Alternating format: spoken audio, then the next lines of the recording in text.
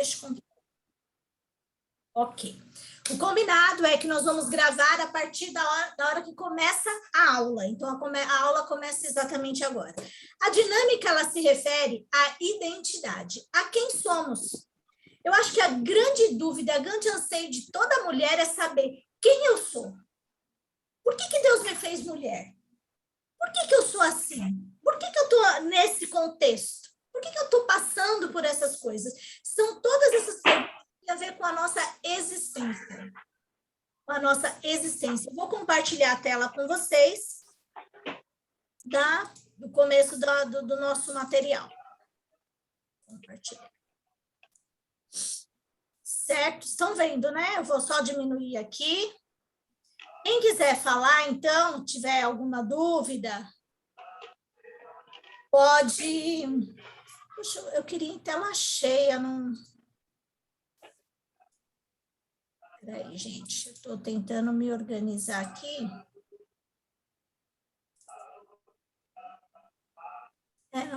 Como que está aparecendo para vocês? Está aparecendo a tela cheia? Não. Não? E agora? Tá não. Hã? Para mim não tá não. Eu estou vendo o propósito de você. Isso, é isso mesmo. É a tela que a gente... Mas vocês estão me vendo? Sim. Do ladinho, É só arrastar para o lado, você aparece em cima, que aí a tela fica cheia. Ah, legal. Não era só para saber se vocês estavam vendo a tela. Então, vocês estão vendo, né? Aí, quem Deus disse que você é, o propósito de Deus de você ser mulher. Nós vamos falar hoje sobre feminilidade à luz da palavra de Deus. Vamos falar sobre identidade. Por que Deus nos fez mulher? Porque Deus nos criou dessa forma. Vamos começar falando, então, a gente vai primeiro abordar a beleza do padrão de Deus, porque Deus, como criador e como um inventor, aquele artista, ele nos criou em um design, em um modelo, um desenho, um projeto. A nossa criação, ela não foi impensada, ela não foi uma criação aleatória, Deus já estava lá, vou criar alguma coisa aqui, vou fazer alguma coisa porque eu estou desocupado. De forma alguma. Deus, ao nos criar, ele foi intencional. Ele desejou nos criar. Então, nessa criação, ele trouxe um padrão, ele estabeleceu um modelo. E esse modelo é para que nós funcionássemos de uma forma perfeita. E é disso que a gente vai falar no primeiro tópico. No segundo, a gente vai abordar o que é a feminilidade, o que é masculinidade. Vamos falar um pouco de batalha espiritual. E aí a gente vai para um contexto de repaginar. Vamos repaginar essa mulher. Vamos mudar esses conceitos e algumas questões que envolvem a nossa feminilidade e que nos faz, hoje, sofrer por tantas coisas. Começamos lá em Gênesis. Eu não vou pegar aqui a parte ler a Bíblia, a parte de Gênesis, porque a gente perder muito tempo. Mas eu convido vocês a fazer uma leitura do capítulo 1 e do capítulo 2 de Gênesis com calma. O que é com calma? Se atentando às palavras que constam lá. Nós encontramos no capítulo 1 e no capítulo 2 de Gênesis o tempo todo Deus escrevendo, colocando segundo a sua espécie. E criou segundo a sua espécie. Um outro termo-chave do capítulo 1, capítulo 2, é que em toda a história criacional, em todo o ato criacional, ele coloca, e viu que era bom. E viu que isso era bom. E ao criar o homem e a mulher, ele diz, muito bom. Bom. E viu que isso era muito bom. Isso significa que existe um propósito para nós. Existe um propósito para mim, para você. Existe um propósito para os homens. E é sobre isso que nós vamos entender hoje. A palavra de Deus, em nenhum momento, se refere sobre nós. Embora temos sido criados de forma intencional, com zelo, com dedicação, foi um ato de amor, foi um ato pensado. O Senhor, ele planejou, ele desejou, ele se alegrou, ele celebrou aquele momento da criação, mas a história não é sobre nós. Não é sobre mim, não é sobre você, não é sobre os homens. Não é sobre homens versus mulheres. A Bíblia, ela conta uma única história. A história de Jesus Cristo. E começa antes da fundação do mundo, quando ele cria o Cordeiro. E ele vem, o Senhor vem narrando essa história de Gênesis a Apocalipse. Então, nós precisamos entender que meu papel, o seu papel, a mulher, ela está inserida nessa história. E o propósito de Deus é tão profundo e tão maior que nós fazemos parte dessa história. Nós somos uma das peças que compõem essa história, a humanidade. Então, a criação e toda a história que a gente tem, toda a narrativa de Gênesis e Apocalipse, ela conta sobre um homem perfeito, filho amado, um redentor misericordioso, um noivo e marido perfeito, um rei soberano. É disso que nós precisamos entender. Esse é o propósito de Deus, mas dentro deste propósito, eu e você estamos inseridas. E olha como é maravilhoso. Deus nos fez de uma forma tão impressionante, tão cheia de detalhes, que embora o mundo diga que exista diferença, exista desigualdade. Diferença existe, mas eu quero dizer, existe desigualdade entre homens e mulheres, isso não é uma verdade. E nós vamos entender isso, por que não é a verdade. Dentro das nossas diferenças, homens e mulheres, nós somos iguais. Fomos criados de forma igual. Nós somos da mesma matéria, recebemos características, as mesmas características, características diferentes, mas do mesmo Criador. Ele nos fez diferentes porque ele tinha um propósito de exibir a plenitude dele e do relacionamento dele com a sua noiva, através de nós. De mim, de você, do casamento. Então, o projeto do Senhor envolvia apresentar ao mundo quem ele é na sua plenitude. E ao fazer isso, ele escolheu eu e você para sermos representantes dele aqui na Terra. Se vocês tiverem dúvida, pode perguntar, tá? Pode comentar. Então, vamos entender como que Deus fez e por que nós somos iguais, mesmo sendo diferentes. Por que não existe desigualdade entre homens e mulheres? Diante da criação do padrão divino do que Deus criou, não há razão qualquer para que nós, mulheres, possamos nos sentir inferiores ou menores do que os homens e aceitarmos ideologias que nos digam isso.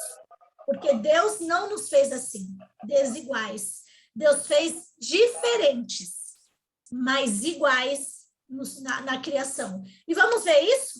Primeiro indicador de que homens e mulheres, embora diferentes em suas características e funções, nós somos iguais. Ambos criados para a glória de Deus. Gênesis 1:26, Isaías 43:7. Segundo, chamados Adão. Deus chamou Adão, mas não referindo necessariamente ao homem. Quando ele usa o termo Adão na sua palavra, ele se refere à humanidade. Então, eu e você estamos inseridos no mesmo propósito que Deus tinha para a humanidade. O projeto de Deus não era só para Adão, homem. O projeto de Deus era para Adão e Eva, que representa a humanidade, que representa eu, você e todos aqueles que estão aqui representando essa imagem do Criador. Fomos feitos pela mão de Deus. Ambos foram feitos pela mão de Deus. Não foi o homem que criou Eva. Foi Deus que criou Eva, através do homem, mas ambos foram feitos pela mão de Deus. criados à imagem e semelhança de Deus. Não foi só Adão que teve a imagem e semelhança de Deus, Eva também recebeu essa imagem, os atributos que se referem à imagem e à semelhança de Deus. Ambos também foram abençoados por Deus. Nós vemos isso em Gênesis 1:28. Eles também receberam as mesmas responsabilidades: frutificar e multiplicar. Lá em Gênesis 1:28, ele fala: crescei, multipliquei, frutificai-vos. Ele deu a mesma responsabilidade para ambos. Eles receberam domínio sobre a terra. Gênesis 1:26 e 28. Então, os dois receberam o mesmo direito, o mesmo dever de dominar sobre a terra. Ambos são dependentes de Deus e de sua provisão. Nem homem nem mulher é autossuficiente. Todos os dois foram criados para depender exclusivamente do Senhor. Ambos têm relacionamento pessoal com Deus. Quando eles são pegos lá no pecado, o Senhor ele chama individualmente cada um. Ele não pergunta só para Adão. Ele fala: Adão, o que você fez? Eva, o que você fez? Ambos têm um relacionamento individual com o Senhor, pessoal com o Senhor. Então, eles são tratados em igualdade. São responsáveis diante de Deus pelos seus atos. Cada um recebeu ali a punição devida pela desobediência. Mas também são herdeiros da graça divina. Os dois foram vestidos no Jardim do Éden pelo Senhor. E todos os dois foram feitos filhos de Deus por Jesus Cristo. Ou seja, toda a humanidade recebeu o direito de ser chamados filhos de Deus por meio de Jesus Cristo. Alguma dúvida até aqui? Então, eu vou seguir. Que lindo o padrão de Deus, né? Então, por que Deus criou a masculinidade e a feminilidade? Porque ele queria, nos gêneros, representar a plenitude que ele é. Por isso que lá no ato criacional ele diz: façamos o homem à nossa imagem e semelhança. Ele estava se referindo a quem naquele momento? Ele nos seus desígnios, o Filho e o Espírito Santo. A Trindade de Deus, o Deus único que se manifesta em três, estavam reunidos para fazer o homem, colocar neste homem e nesta mulher as características que representam o tipo de quem ele é.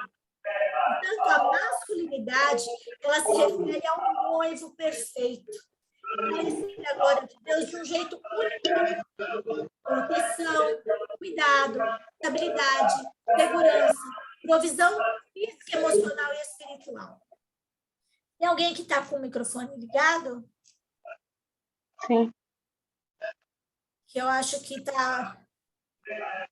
Ah, Cris, você pode só Oi. o seu microfone, que acho que tem uma interferência.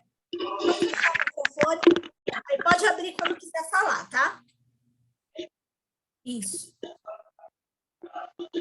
Acho que não funcionou. Deixa eu ver se eu... Não. Aí, agora sim. Muito obrigada. Então, a masculinidade, ela representa esses atributos do Senhor. Quais são os atributos? Proteção, cuidado, estabilidade, segurança, provisão física, emocional e espiritual. E a especialidade do homem, da masculinidade, é a provisão e a proteção. Perceba como é belo isso, quanto isso representa o nosso Deus, porque ao homem foi dado a obrigação de cuidar, de proteger, de prover, de ser o sustento, de ser aquele guardião da família e da mulher. E a mulher? A mulher também ela foi feita para representar a igreja, a noiva de Cristo. Ela exibe a glória de Deus de um jeito único também. E o único que caracteriza a feminilidade dela. E aonde está isso? No acolhimento, no amor devotado, na abnegação, na gentileza, na delicadeza, na graça, na nutrição, na capacidade de gerar vida. E a especialidade dela da mulher, a ela foi dada o atributo de conciliação, auxiliadora. Falando isso daqui, eu queria perguntar para vocês, quem vocês vê com esses atributos? Quando a gente fala de proteção, provisão, cuidado, quem vocês conseguem enxergar? De atributos divinos. Não ouvi, pode falar. Pode tirar o microfone, Cíntia. Não, estava pensando, Jesus, eu ia falar um pai, mas divino, eu acredito que seja Jesus, né? É o Pai. Isso. Deus Pai. Deus Criador. O que Deus fala para nós? Eu, Criador, te sustento, te guardo, te protejo. Então, o homem, ele representa esse papel, a paternidade de Deus, o cuidado de Deus. Também representa Jesus nesse papel. Mas a mulher, como que a gente vê atributos divinos de Deus na mulher? Quem tem essas características? Acolhimento, amor, abnegação. Abnegação é aquilo que eu nego a mim pelo outro. A mãe. A mãe faz isso, mas dentro dos atributos divinos, quem que faz esse? Quem nós representamos? A noiva de Cristo. A noiva de Cristo, Jesus. Jesus, ele deu a sua vida por nós. Então, ele tem, na característica do homem de se doar, de dar a vida pela esposa, Jesus está representado neste ato. Mas na mulher, Jesus está representado de que forma? No amor de acolhimento, no amor de graça, de misericórdia, de bondade, a capacidade de gerar, de trazer vida, porque através de Jesus nós recebemos o direito à vida eterna. Sem ele, nós não teríamos acesso à vida eterna. Jesus, ele vem nutrir, ele saciou a fome, ele matou a sede. Ele, então, colocou em nós esses mesmos atributos. Por isso que a mulher é mãe, a mulher dá vida pelos filhos, a mulher sofre se o marido está com problemas no trabalho, a mulher está lá conciliando quando ele está nervoso, a mulher vai lá, auxilia naquilo que ele precisa. Por outro lado, o homem, ele vem dar para a mulher o que é? A segurança. Eu estou aqui, fica tranquila, eu te protejo, eu cuido de você, eu sustento. São as bases que nós precisamos para viver. E o Senhor, ele colocou no homem e na mulher os atributos que se referem a ele, para dizer ao mundo o seguinte: eu sou assim. Este é o Deus que vocês conhecem. Então, através do homem e da mulher, nós exibimos a plenitude e a glória de quem é Deus. Você consegue perceber o quão importante é a feminilidade e a masculinidade? Gente, eu sou chorona, já estou chorando. Vamos entender, então, o que é feminilidade. Deixa eu só colocar isso aqui mais para cima.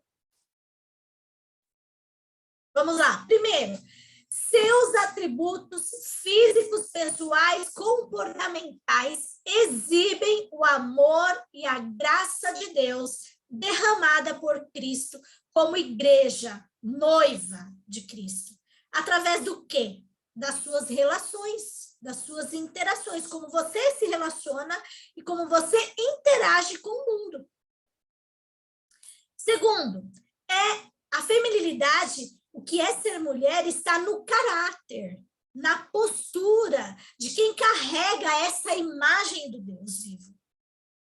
Quem é representante desse Deus e exibe a sua glória e exibe a honra, apontando a Cristo por onde ela passa.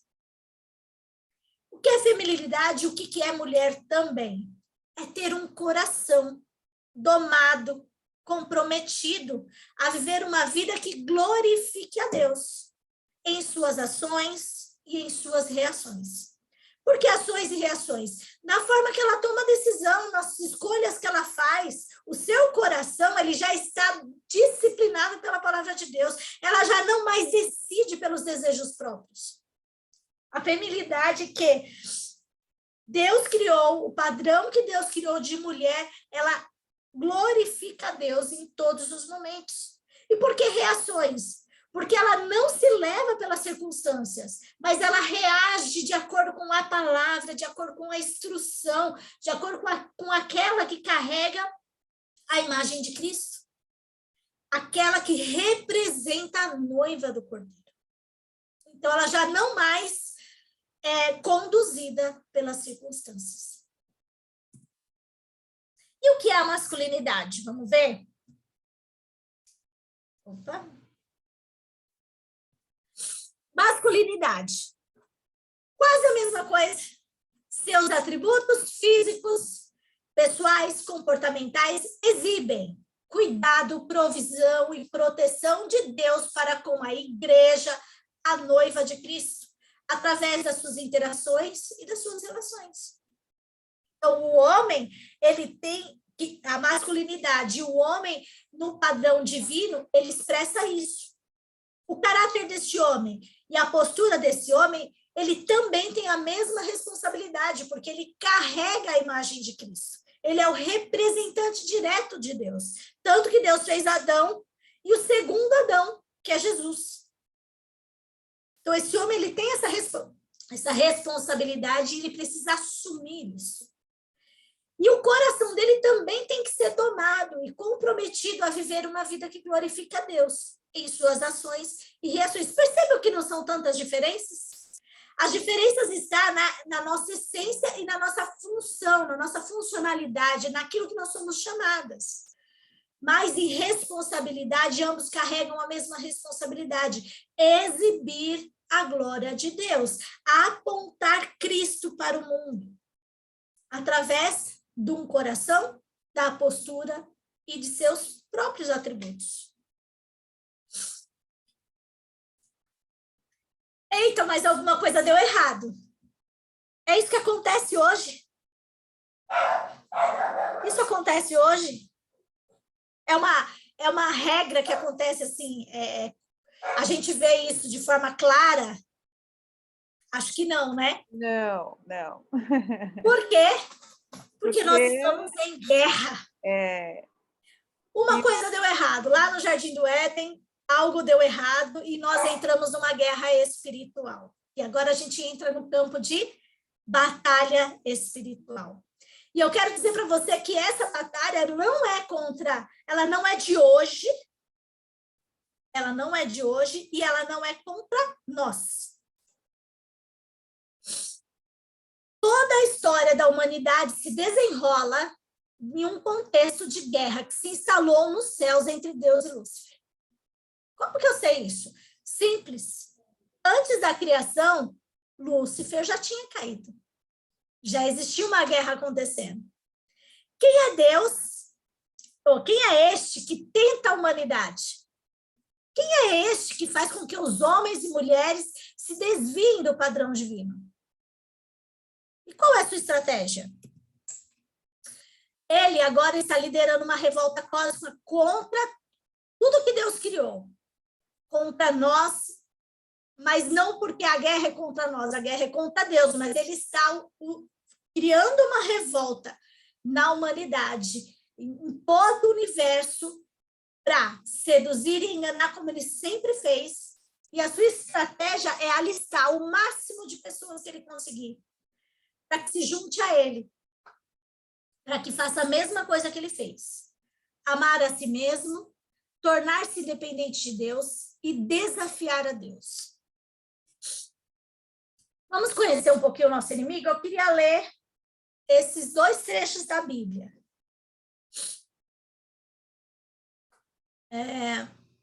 Como você caiu dos céus, ó estrela da manhã, filho da alvorada?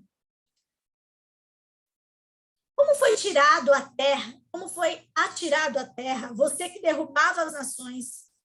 Você que dizia no seu coração, subirei aos céus, erguerei o meu trono acima das estrelas de Deus. Eu me assentarei no monte da Assembleia, no ponto mais elevado do Monte Santo. Subirei mais alto que as mais altas nuvens. Serei como Altíssimo, mas às profundezas do Seol você será levado. Irá ao fundo do abismo. Isaías 14, 12 a 15. Quero também ler para vocês Ezequiel 28, 13 e 17 a 17. Você estava no Éden, no jardim de Deus. Todas as pedras preciosas o enfeitavam. Sárdio, topázio, diamante, berílio, ônix, jaspe, safira, carbúnculo, esmeralda. Seus engastes e guarnições eram feitos de ouro. Tudo foi preparado no dia em que você foi criado. Você foi ungido como um querubim guardião, pois para isso eu o determinei. Você estava no Monte Santo de Deus e caminhava entre as pedras fulgurantes. Você era inculpável em seus caminhos desde o dia em que foi criado, até que se achou maldade em você. Por meio do seu amplo comércio, você encheu-se de violência e pecou. Por isso, eu lancei em desgraça para longe do monte de Deus e eu o expulsei, ó querubim guardião, do meio das pedras fulgurantes. Esse é o inimigo, o nosso inimigo. Veja, não é um ser qualquer. O nosso inimigo, o mundo tenta nos dizer que o nosso inimigo são os homens, são outras mulheres, são outras pessoas, são as pessoas. O mundo nos diz isso. Mas o nosso inimigo não é as pessoas. Não é o nosso marido, não é aquela amiga, não é aquela irmã na igreja, não é o meu chefe. O nosso inimigo é aquele que já estava lá no Jardim do Éden, no ato em que fez com que a humanidade caísse, o ato em que levou a humanidade a cair, a perder aquele padrão original e divino criado por Deus. O nosso inimigo, ele é mais sutil, inteligente. E as suas estratégias, elas não são muito comuns. Elas não são estratégias perceptíveis. Ele é hábil na enganação e na mentira. Então, as suas estratégias são igualmente inteligentes e sutis. E aonde que ele atua? De que forma? Quais são as estratégias? O que ele usa? A ciência, as filosofias de vida, as facilidades, interatividade, a superficialidade que o mundo moderno gera em nós, os padrões modernos e mais flexíveis, o relativismo, o humanismo, o pragmatismo, a razão humana. Vou falar um pouquinho disso. O mundo, ele é cheio de filosofias. Nós hoje encontramos na internet gurus de todos os tipos. Todo mundo querendo te ensinar qual é o padrão da mulher. Todo mundo querendo te ensinar como você deve tratar seu marido. Todo mundo querendo te ensinar como você deve cuidar dos seus filhos. Todo mundo querendo te dizer, não, olha, isso aí foi numa época que nem se aplica mais. Na Bíblia aí, ó, isso não cabe, não. O mundo que a gente vive hoje, a modernidade, não, você tem que ser mais flexível. Não, não, isso não é errado. Não existe verdade absoluta. A verdade depende do ponto de vista. Não existe erro.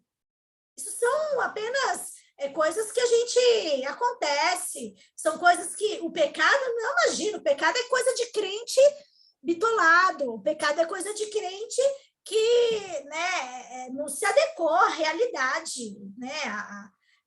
Não, a gente precisa tolerar as falhas que estão entre nós e aceitar, nós precisamos aceitar as coisas. Aceitação, relativismo, humanismo, olhe para si mesmo, ame a si mesmo, acima de todas as coisas, acima de todos os outros, coloque-se em primeiro lugar. São todas as filosofias, ideologias criadas de forma inteligente e estratégica para nos fazer sair do padrão divino, do padrão de Deus. Nossa luta é contra quem? O que a palavra de Deus diz em Efésios 6:11? Nossa luta é contra a carne, Carne e sangue. sangue. Exato. Vistam toda a armadura de Deus para poderem ficar firmes contra as ciladas do diabo, pois a nossa luta não é contra pessoas, mas contra os poderes e autoridades, contra dominadores deste mundo de trevas, contra as forças espirituais do mal nas regiões celestiais. Qual que é o alvo do inimigo? Nessa batalha que nós estamos enfrentando desde o Éden. Começou lá no Éden e nós estamos no meio dessa guerra e sendo usados, né, sendo influenciados. Por qual motivo? Qual a razão? O que ele pretende? Qual que é o alvo do inimigo das nossas vidas? Roubar a nossa fidelidade a Deus. Essa é a primeira. Porque ele não foi fiel. Ele não foi fiel, então ele quer que nós também não sejamos. E como ele faz isso? Roubando o nosso coração. Colocando ídolos em nosso coração. Fazendo com que a gente viva em função dos nossos desejos. Do prazer, do que é fácil. E por isso vem todas aquelas filosofias, ideologias de humanismo, de relativismo, do que não é verdade. Ele vem para quebrar a hierarquia de Deus, que Deus criou e estabeleceu, que nos traz honra e glória. Ele vem para destruir o plano original e universal de Deus. Ele vem para manchar e obscurecer a imagem de Deus. E é por isso que ele afronta a nossa identidade. Que ele faz com que nós não sabemos mais quem somos. Porque se nós não sabemos quem somos, ou se nós imaginamos que somos algo contrário, num padrão diferente, num design que foi criado por ele, essa imagem de Deus não está sendo transmitida, não está sendo exibida como ela é. Porque nós nem mesmo sabemos que somos essa imagem. Então, ele atinge a nossa identidade, trazendo confusão. Eu já não sei mais quem eu sou. Eu já não sei mais por que eu estou aqui, para que eu sirvo. E se eu não sei quem eu sou, para que eu sirvo, eu levo uma vida sem propósitos. Como ele faz isso? Incutindo mentiras, que é a especialidade dele, né? A Bíblia diz que ele sempre foi mentiroso. Então, incutindo mentiras em nossa mente, através de ideologias, conceitos, padrões. Expondo aos nossos olhos, colocando diante dos nossos olhos, colocando a exposição, aquele banquete, né? Diante dos nossos olhos, o quê? Luxúria, promiscuidade. Como o quê? Como um título de liberdade. Então, você vê amplamente. Rede social, internet, televisão, é isso que você vê. A luxúria e a promiscuidade. Porque ao fazer isso, ele desperta em nós desejos. Ele nos faz questionar o que Deus nos deu, ele nos faz questionar quem nós somos, porque a outra pessoa é melhor, o que ela tem é melhor, a forma que ela vive é melhor. A minha casa já não é mais tão bonita, o meu marido já não é mais perfeito, já não é mais aquele homem que eu escolhi, né? Eu não sou mais bonita, eu não tenho mais beleza, eu não tenho mais valor, eu não tenho... Por quê? Porque eu estou sendo exposta de forma massivamente a padrões que não são do Senhor, mas que nos levam a desejar aquilo. Percebam que a mesma estratégia usada com Eva no Jardim do Éden continua sendo usada hoje, de uma forma moderna, diferente, com uma nova carinha. Já não é mais um fruto, é um perfil do Instagram, é um filme, é uma música, é um guru especialista e renomado, é uma ciência nos dizendo que é assim que o homem funciona. E aí vem essas filosofias que vão mudando os nossos padrões mentais, mudando a nossa mentalidade, criando ali conceitos que não são bíblicos, que atingem, que mudam o que é moral, o que é virtude, o que é honesto, o que é errado. Ele muda a nossa mentalidade. Ao fazer isso, nós começamos a acreditar que somos autossuficientes. Não dependemos mais de Deus, porque nós somos superpoderosas. Mulheres superpoderosas. aquelas que conseguem tudo, atacam a nossa identidade e a nossa estima, porque diz o seguinte, olha, do jeito que os filhos que você tem, eles não são filhos abençoados, olha o que ele fez com você, olha o seu corpo. Olha o seu corpo, olha isso, olha aquilo. Faz com que você não consiga mais enxergar que no seu corpo traz a marca da tua história. Faz você enxergar que seus filhos não são mais herança de Deus. Faz enxergar que o seu marido não é um homem que Deus te preparou. Faz enxergar que a sua casa não foi o Senhor que te deu. Desvia o nosso olhar do propósito principal, do nosso chamado, daquilo que Deus nos chamou para ser. Mulheres acolhedoras, mulheres auxiliadoras, mulheres que amam, mulheres que se doam, mulheres que vivem a sua feminilidade com esse propósito de exibir a glória de Deus. Que tem o seu lar como aquela responsabilidade que lhe foi lhe dada, é o seu jardim. Aquela responsabilidade dada lá no Jardim do Éden, que cuidai, dominai, frutificai, multiplicai, é o jardim que o Senhor colocou na sua mão. Ele nos desvia do propósito principal. E aí, vou deixar esse vídeo para o final, que a gente já está bem. A estratégia faz com que tanto homens como mulheres percam a sua identidade. Os homens não sabem mais como é ser um homem, como que funciona essa masculinidade, ele começa a falhar no seu papel, a mulher começa a falhar no papel dela. Ele rouba o nosso coração, colocando ídolos no nosso coração. Ao colocar ídolos, ele roubou a nossa fidelidade a Deus. E ele destrói a família, que é projeto do Senhor. Por quê? A família representa Cristo e a igreja. Se eu destruo a família, eu destruo a imagem que o Senhor quis representar através da união entre homem e mulher, que é a igreja e o casamento eterno com o seu Senhor. Então, ao destruir as famílias, ele destrói o projeto, o plano universal do Senhor. Como ele faz isso? A gente já falou, só para a gente visualizar aqui. O homem, a necessidade de trabalho, sucesso e carreira, eu esqueço da família, eu esqueço do meu papel, eu esqueço quem eu sou e eu preciso crescer, prosperar, e as prioridades são mudadas. E como que há outras influências que a gente recebe também, né, através das filosofias, ideologias e da internet e do modernismo e do relativismo principalmente. Pornografia, vícios.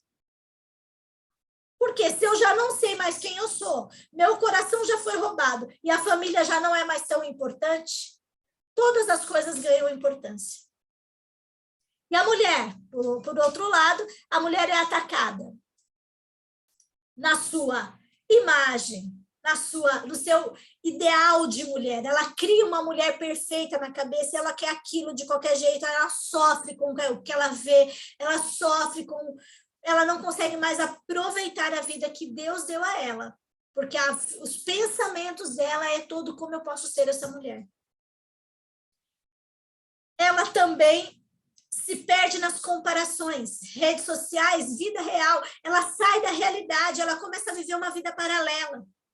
Então, é como se ela vivesse uma outra realidade. Eu não posso viver essa vida, então eu crio uma outra e eu começo a viver aquilo. E é nesse viver fora da realidade faz com que muitas coisas aconteçam. Pecados, desvios do coração, dos pensamentos, emoções. Eu começo a chegar em casa, eu não vejo mais, eu não tenho mais comunhão, não tenho intimidade com meu marido, não tenho mais comunhão com as pessoas, porque eu vivo numa realidade paralela, não estou mais ali. Excessos de compras, vícios também, tem mulheres que também têm vícios, tanto de pornografia e de bebidas e cigarros também, todas somos atingidas por isso. Percebe que a estratégia, o centro dela começa na nossa mente, no nosso coração e nas bases. Todo o resto entra na nossa vida. Mas e aí? O que a gente faz? Nós temos armas? Temos. Podemos vencer essa guerra. Não vai ser como a Mulher Maravilha. Não vai ser nesse perfil que a gente imagina de mulher. O padrão de mulher poderosa, mulher invencível, aquela mulher dominadora. Não é nesse padrão que nós vamos vencer essa guerra. A Bíblia nos dá as ferramentas, ela nos ensina como vencer. E está em Efésios 6, 13 e 18. Por isso vistam toda a armadura de Deus, para que possam resistir no dia mau e permaneçam inabaláveis. Depois de terem feito tudo, assim, começa. Mantenham-se firmes, cingindo-se com o cinto da verdade, vestindo a couraça da justiça e tendo os pés calçados com a prontidão do evangelho da paz. Além disso, usem o escudo da fé, com o qual vocês poderão apagar todas as setas inflamadas do maligno. Usem o capacete da salvação e a espada do Espírito, que é a palavra de Deus. Orem no Espírito em todas as ocasiões, com toda oração e súplica. Tendo isso em mente, estejam atentos. Preservem na oração por todos os santos. Vamos entender essas armas? Vamos conhecer elas pontualmente. Cinto da verdade. O que é o cinto da verdade? Diga sempre a verdade. Não sejam como os ímpios. Não sejamos como o pai da mentira. Quem mente é o diabo. Então, nós precisamos tirar a mentira da nossa vida. Essa é a primeira arma. Por quê? Porque no Éden foi assim. Pode falar. Eu não sei se para você está aparecendo, mudando a tela. Na minha tá na primeira ainda. Na primeira? Não mudou a tela para mim. Eu não sei se é alguma coisa do meu computador. Agora que eu percebi que você está olhando para alguma tela, eu falei, ué? Peraí, vou interromper. Será? De vocês mudaram? Não, não mudou. Então Ai, tá. gente, vocês tinham que ter me falado. Eu reparei agora que você está olhando para o lado, eu falei, ué, era para ter mudado? Nossa, olha. Olha isso, tem um monte de coisa. Não acredito, olha só, passamos tudo isso daqui, ó. Não passou. Olha isso daqui. Por isso que eu mostrei a imagem de que ninguém reagiu. Olha aí. Bom, eu vou então para onde a gente estava, mas eu vou mandar esse material para vocês, tá? Poxa, que coisa. Ó, eu falando da Mulher Maravilha, achando que vocês tinham visto tudo. Isso daqui que eu mostrei para vocês. Por isso que eu percebi, eu falei, ela tá falando de Mulher Maravilha, mas de onde ela tá olhando? Aí eu vi você olhando para o lado, eu falei, opa, acho que tinha que mudar. Então, estamos aqui, eu vou deixar assim, porque eu acho que se eu deixar em tela cheia, ele não aparece. Vamos lá.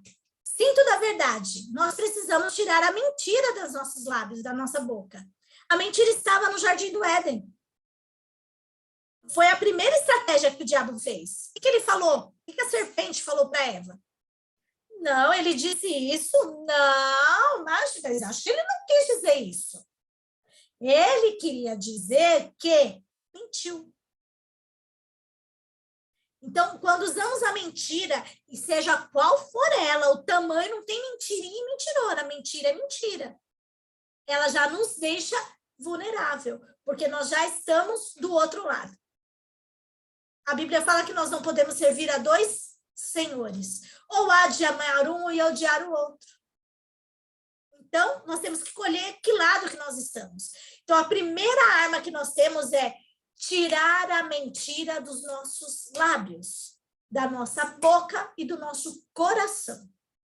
Mentira também é aquilo que a gente induz. Eu não disse, mas eu induzi a pessoa a pensar aquilo. É mentira, é engano. Ou seja, a nossa comunicação, ela precisa ser transparente, verdadeira. Coraça da justiça, proteção do nosso coração. A coraça está aqui, ó. É aquele, a armadura que coloca aqui. Por quê?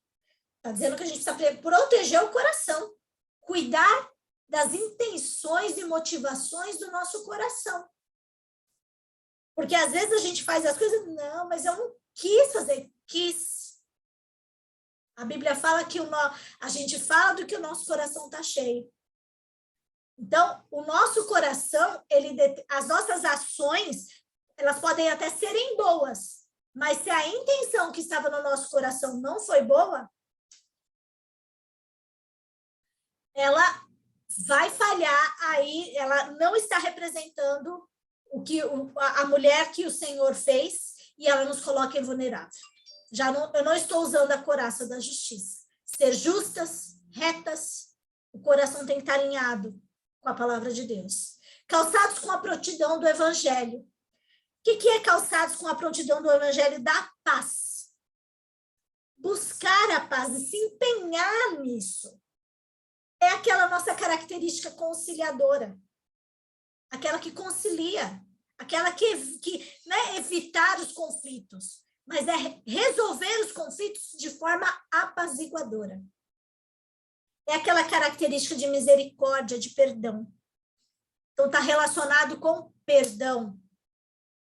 Escudo da fé. Viva pela fé. Dependa de Deus. Nós precisamos aprender isso, porque nós desaprendemos lá na queda do Jardim do Éden. A Eva e o Adão achou que eles poderiam viver sem Deus. E por isso eles decidiram, por conta própria, comer o fruto.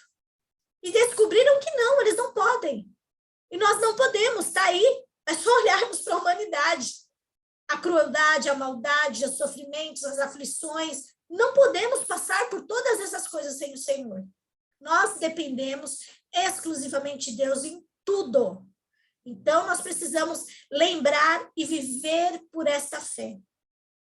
Capacete da salvação. Proteja a sua mente. Instrua corretamente a tua mente. Toma cuidado com o que a gente ouve, que a gente passa diante dos nossos olhos, porque às vezes você não falou, mas a sua mente já captou aquela informação. Pelo que a gente enxerga, a gente ouve, e o que a gente lê, estuda, o que entra na nossa mente. Então, o capacete da salvação protege a nossa mente. E a espada do Espírito, a palavra de Deus. É a escritura sagrada, porque ela gera em nossos corações um coração puro, reto. Ela cria em nós esse coração puro e reto. Ela trabalha em nós, ela transforma o nosso interior. Então, a palavra de Deus é a nossa espada. E foi a mesma estratégia que Jesus usou no deserto, nas tentações. Quando ele estava lá sofrendo as tentações, o que ele usou? A palavra de Deus. Ele disse, está escrito. Significa que a nossa arma contra as mentiras que vêm à nossa mente, contra as coisas que a gente olha e que confrontam o padrão divino, é a palavra de Deus. E aí, o final, ele fala, orem, estejam atentos e perseverem. Então, a oração, estar atento. A gente não pode estar distraído. Sentando aqui, eu não quero nada. Não, a distração nos leva ao engano. O campo da batalha é a nossa mente e o nosso coração. Não é dentro da nossa casa, não é dentro do nosso trabalho. O campo de batalha verdadeiro que ocorre é no nosso coração e na nossa mente. Vamos ver aqui algumas passagens? O bom senso o guardará e o discernimento protegerá. Os olhos são a candeia do corpo. Se seus olhos forem bons, todo o seu corpo será luz, será cheio de luz. Mas se os seus olhos forem maus, todo o seu corpo será cheio de trevas. Portanto, se a luz que está dentro de você são trevas, que tremendas trevas são. Desvia os meus olhos das coisas inúteis. Faz-me viver nos caminhos que traçaste. Aquele que anda corretamente e fala o que é reto, que recusa o lucro injusto, cuja mão não aceita o suborno, que tapa os ouvidos para as tramas e assassinatos e fecha os olhos para não contemplar o mal. Pois tudo o que há no mundo, a cobiça da carne, a cobiça dos olhos e a ostentação dos bens, não provém do Pai, mas do mundo. Guarde sua mente. Aquele lá, guarde os seus olhos. Agora, guarde a sua mente. Não se amoldem ao padrão deste mundo, mas transformem-se pela renovação da vossa mente para que sejam capazes de experimentar e comprovar a boa, agradável e perfeita vontade de Deus. E aqui tem uma série de versículos que eu não vou ler eles todos, mas eu vou passar o material para vocês e eu convido vocês a refletirem sobre eles. Por fim, a nossa luta, então, é contra o quê? Contra o pecado, contra a nossa natureza rebelde, propensa à desobediência e ao engano. O pecado afeta homens e mulheres de maneira diferente. O pecado danifica a masculinidade e a feminilidade, e isso se reflete nos relacionamentos entre homem e mulher. Causa dor, inverte padrão, estraga a suavidade inerente da mulher e a força inerente do homem. Como que a gente pode fazer? A gente pode repaginar tudo. Porque Deus, ele é perfeito. Ele nos dá os caminhos para a gente nos repaginar. Tornar uma mulher que realmente exibe a sua glória. Uma mulher que representa a honra de receber essa imagem. E nós vamos falar sobre isso. Quais são os passos? Como que a gente repagina? Deus já pensou em tudo. O padrão da feminilidade do mundo, ela é oposta ao padrão de Deus. Mas Deus nos ensina como fazer isso. Primeiro, submissão. Duro isso, hein? Mas a submissão para a mulher é refresco, é alívio. É alívio. Eu me deleito em saber que ele cuida de mim. Eu me deleito em saber que ele é meu provedor. Ele está lá. Então, eu posso me submeter. E se este homem falhar, mas e se ele existe um Deus e um Pai? A submissão, ela representa o nosso primeiro ato de obediência a Deus. Porque ao submetermos ao nosso marido, nós estamos nos submetendo a Deus. É possível que ele falhe? Sim, é possível, porque ele também sofre com o pecado, ele também sofreu com a queda. Mas se ele falha, o nosso Deus não falha. Ele é o nosso Pai. Nós somos noiva dele. Então, podemos cumprir esse mandamento do Senhor, estarmos submissas. É a primeira prova de temor a Deus da mulher virtuosa. Modéstia e pudor. A nossa imagem externa, ela precisa comunicar o nosso interior. Por quê? Porque nós carregamos uma imagem, não é uma imagem qualquer. Nós carregamos a imagem do Deus vivo. Nós representamos a noiva do Cordeiro. Nós representamos a igreja do Senhor. Então, a nossa imagem, ela precisa carregar isso, ela precisa espelhar ao mundo isso. Então, a modéstia e o pudor faz parte disso. Boas obras. A mulher representa, a mulher que carrega essa feminilidade do padrão divino, ela é representante da noiva, então ela é produtiva, ela produz frutos. Ela é limpa, pura, por isso que ela veste de branco. Ela tem pureza, ela é edificadora, ela é cooperativa. Ela auxilia esse noivo na sua missão. A mulher, o quarto passo para repaginarmos a nossa feminilidade e adotarmos o padrão divino é ser sábia. E para sermos sábias, elas são instruídas e cheias do Espírito Santo. E aqui entra o nosso poder.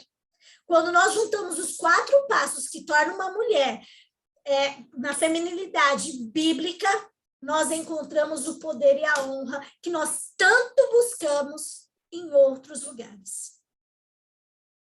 Ela busca conhecimento, ela tem entendimento, ela é sábia. Por quê? Porque ela precisa instruir, ela precisa auxiliar, aconselhar, apoiar. Isso tem que ser feito de forma eficaz. Não pode ser aleatório. Então, essa mulher, ela também cuida da sua mente, do que entra dentro dela. Ela está preparada para situações, para saber dar o conselho para o esposo, para as amigas, para as outras mulheres. Essa mulher, ela precisa passar por esses 4 passos para estar repaginada no padrão de Deus, no padrão divino. E isso nada tem a ver com o estereótipo do mundo. E aí eu coloquei algumas coisas aqui para vocês enxergarem. Nós não estamos falando de modelo passarela.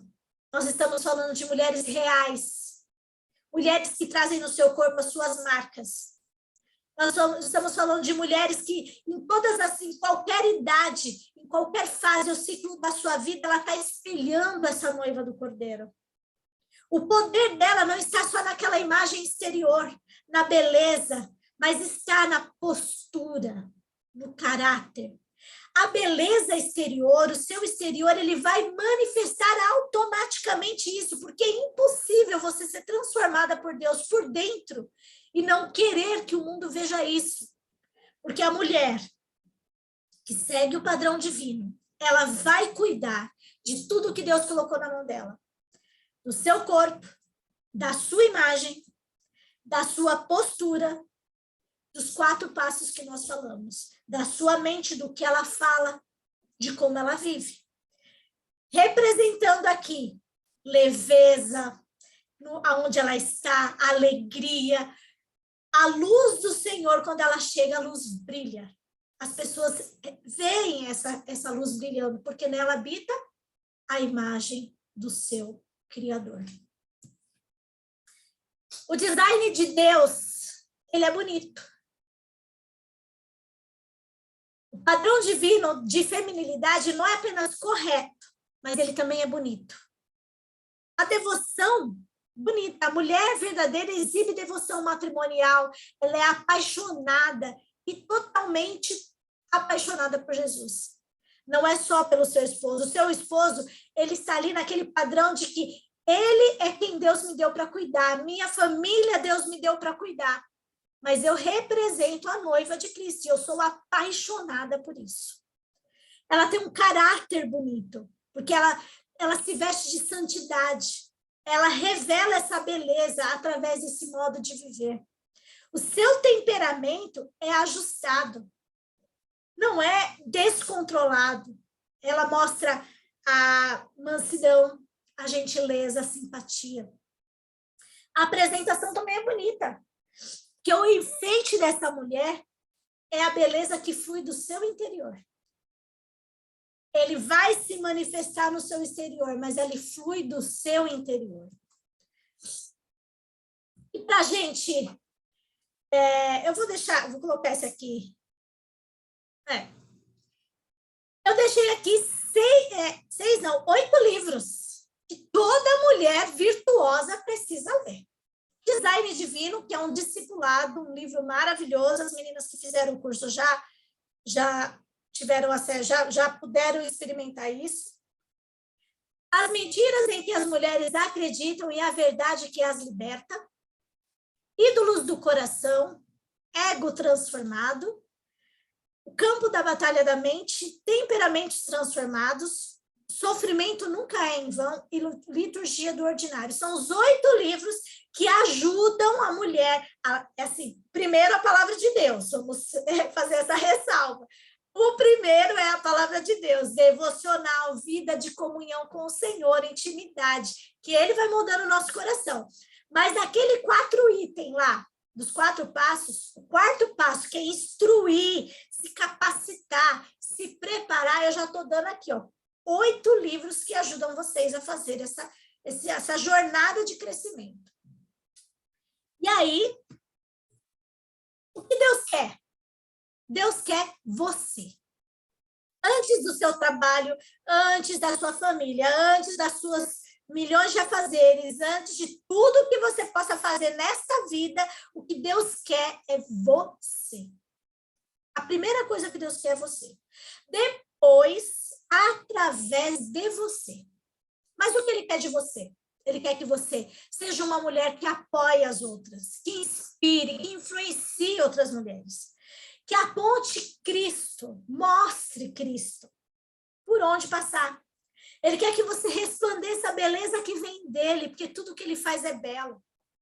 Ele quer que você leve amor, acolhimento, encorajamento, que você nutre, dê vida, glorifique a ele, frutifique, porque foi assim que nós somos formadas. E através de você, Através de você, ele quer alcançar a sua família, os seus amigos, os seus colegas de trabalho, seus irmãos da fé, a comunidade onde você mora, a sociedade, o país, as nações.